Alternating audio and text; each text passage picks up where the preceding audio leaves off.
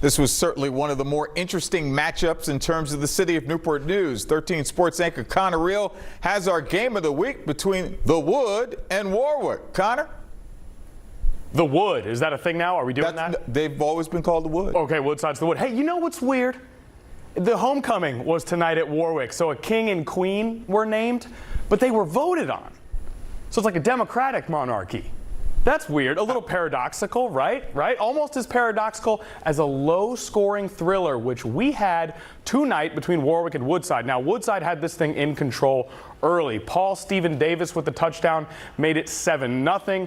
They would have 3 interceptions in the first half, including this one right here, which would be taken to the crib by Jack Craddock. So it's 14-0, and I bet you there was not a person in Todd Stadium that did not think that Woodside would run away with this thing. But Warwick refused to go. Their defense did most of the dirty work, but somewhere in that pile is Eduardo Rios Jr., who scores to make it 14-7. Now, 5 minutes and 40 seconds left in the third quarter. Ian Bacon is going to will his way into the end zone. No bacon puns. I'm too hungry for that. So it's 14-14. The defenses take over in the fourth quarter until the final drive of the game of regulation, I might add, as Tavon Tyler finds Isaiah Hayes over the shoulder. B. Smith, Willie Mays-esque? Are we allowed to say that? I'll say it. Okay, good.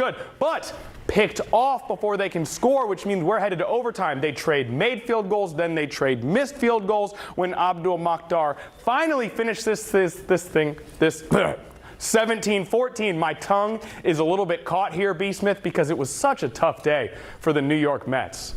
I mean, Woodside Wolverines. Woodside Wolverines fall to Warwick. Warwick, 17-14. B. Smith, back to you. We got to talk later. I understand, though. I appreciate it. In the Southeastern District, Kings Fork trying to keep pace with District Leader Oscar Smith. Bulldogs playing host to Deep Creek. Bulldogs on the board. First quarter, that's Cameron Butler on the keeper left side, and Kings Fork with the early 7-0 advantage. Still in the first, Butler using his arm this time and finding Kalitri Boyd, who takes it to the house.